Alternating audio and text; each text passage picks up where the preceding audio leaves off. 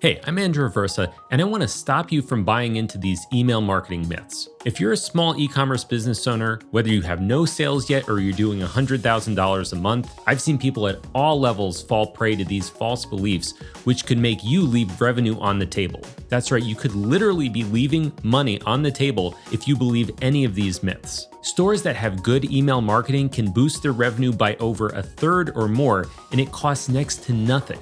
And I'll bet there's a good chance you're not there yet. So let's dive right in and jump into some of these revenue-killing beliefs about email marketing.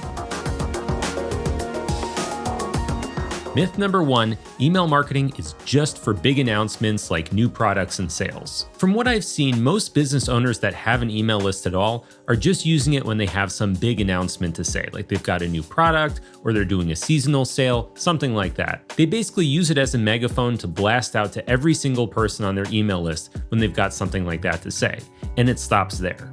To be clear, there's nothing wrong with making big announcements via your email list, and in fact, this kind of broadcast email is actually one of the most valuable things you could do.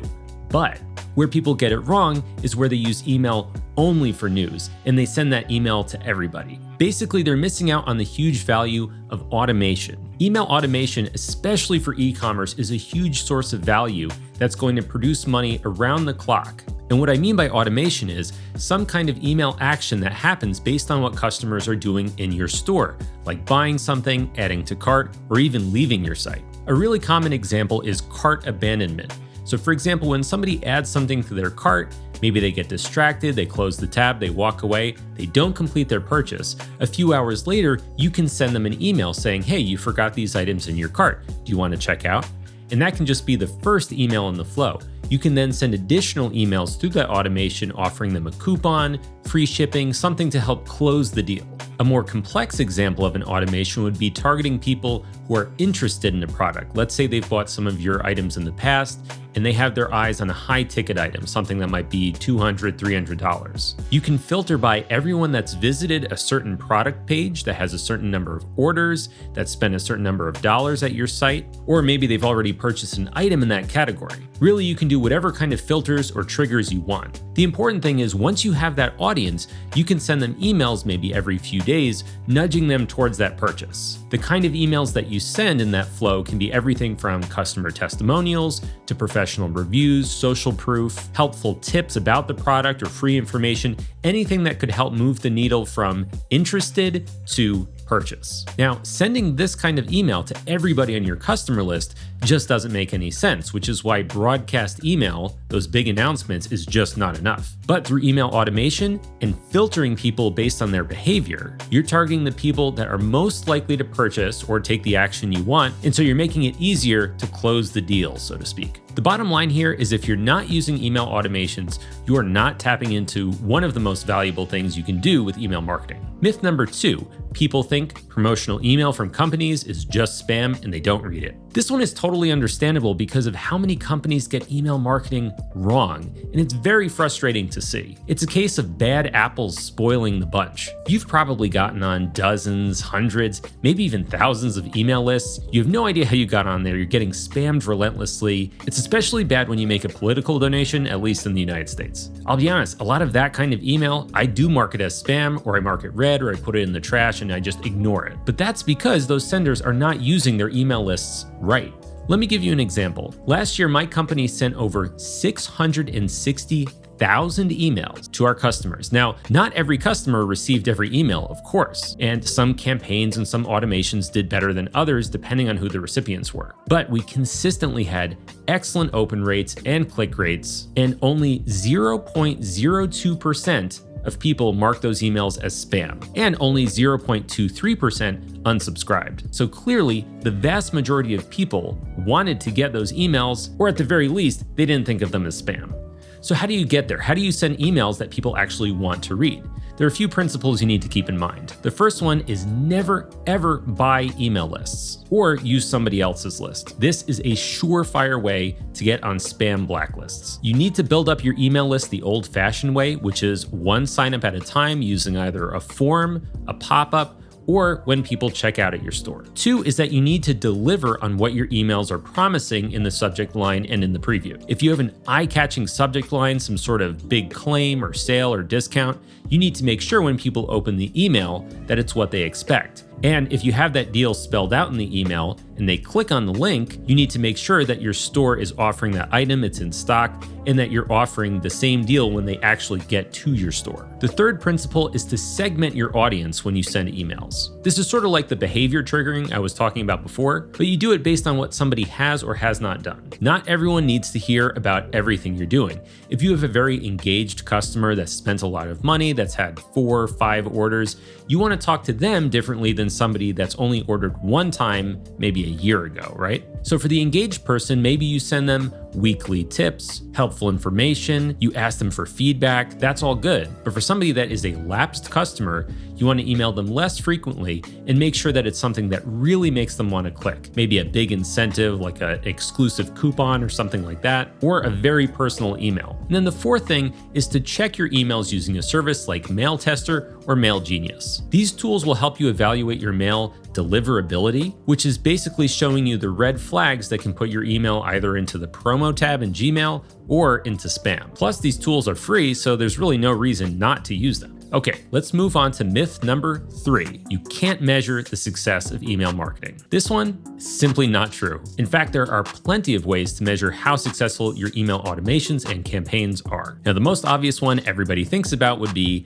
open rates and click rates. So open rates would be how many people open the email, and click rates would be how many times that people click on a link in that email. You can use this information to see what kind of subject lines and previews are resonating with people, as well as your sender name, like if you use your company name versus your own name, and you can adjust your writing and your layouts accordingly. But it's crucial that you don't stop here, because open and click rates do not tell the whole story, especially if you're an e-commerce store owner. You need to look at conversion rates. How many people are actually taking the action you want them to take on your site, like adding to cart, checking out, purchasing, filling out a lead form, whatever that conversion metric is. Now, unfortunately, some platforms are pretty bare bones when it comes to this sort of reporting and analytics. For example, we used to use MailChimp, which unfortunately just didn't support a lot of this logic. It really only had open rate, click rate, and very limited conversion tracking. That's why I highly recommend Klaviyo, which has superb analytics tools and excellent automation capabilities. For example, let's say we're trying to measure how one of our flows is doing, like our abandoned cart flow. It's easy to show analytics for a certain time period, like the last week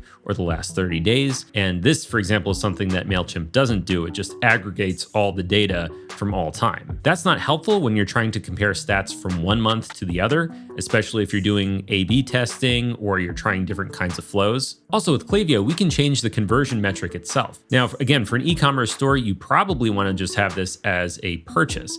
But let's say you're selling really high ticket items and you want to track how many people are just adding to cart or they're filling out a lead form. We can specify the exact metric we want here. In short, you can absolutely track the specific exact performance of your emails, both how people are opening them, how people are behaving once they are opened, and how they're behaving on your website as attributed to your email campaigns and automations. All right, so if you're finding this kind of e-commerce and marketing advice helpful, feel free to give this video a like and subscribe to my channel if you want to see more e-commerce strategies.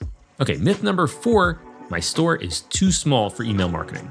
Okay, so maybe you're only getting a handful of sales a month, and you're thinking conversion metrics, automation, all this stuff, I can't deal with this. I'm still trying to find my customer base. Now, I get it, because my business also started with 0 customers and 0 sales, and we've built up over time. Plus, we see these huge businesses with entire marketing teams just dominating the advertising world. They're all over social media. They've got influencers. They've got a whole team handling their email marketing, and they just seem to be doing so well. It's hard to imagine being at that level and worrying about email. But the thing is, email marketing can work exceptionally well for small businesses. In fact, because our small businesses don't have anywhere near the budget of the big companies to pay for huge advertising campaigns, email is one of the most cost-effective things we can do relative to our revenue. One reason email marketing is so effective for small businesses, and really in general, is because it's a personal and authentic way of communicating with people, as opposed to putting up an ad, which is basically just like a giant billboard, right? It allows you to communicate with your audience directly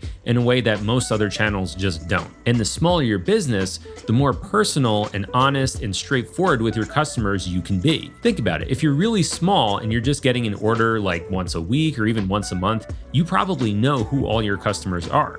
You could start by sending them emails individually, personalizing them, thanking them for their business, asking them what they want to see next, things like that. I actually like seeing these kinds of emails from founders directly, even if I suspect they might be templates or campaigns or automated. Why? Because I like the fact that if I hit reply, it's going to go to the founder. That's the kind of two-way relationship, the personal aspect of email that you want to cultivate with your email marketing strategy. Plus, it's really going to resonate with your customers, even or maybe especially if you only have a handful. Now, this does take a little bit of effort, but that brings me to the final myth. Myth number 5, email marketing is just too hard. You need an agency. Many business owners are so focused on the product that they're developing or their website that marketing is more of an afterthought, and email marketing is like an afterthought. They feel like it's too time consuming to manage things like this in-house, and if you're a solo entrepreneur, then in-house is just you. I get this because I was a solo entrepreneur as well before I was able to hire a staff. So these small business owners feel like they don't have the skills, they don't have the time, the inclination, the talent, whatever you want to call it,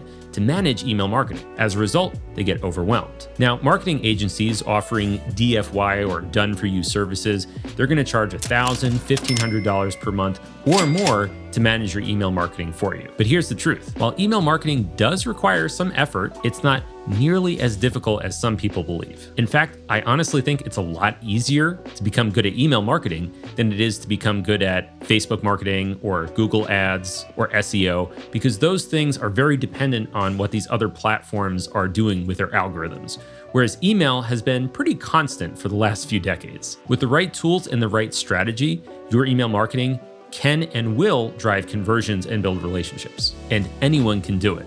Let's say you're worried about the graphic design. You don't know how to make a web page look good. You think you don't know how to make an email look good. Well, services like Klaviyo have drag and drop email builders. They have pre-made templates, pre-made flows, and other things to make it really easy for beginners to get started. Or you can just go plain text, forget about the design altogether, and be really, really personal, which can actually work pretty well. So while marketing agencies do have their place, and if you're making high 5 figures, 6 figures a month in revenue, it is absolutely worth it to offload some of that work to them. You absolutely do not need one to just get started. And if you get started with email marketing, you're already ahead of probably 90% of other e-commerce store owners. So those are 5 email marketing myths busted.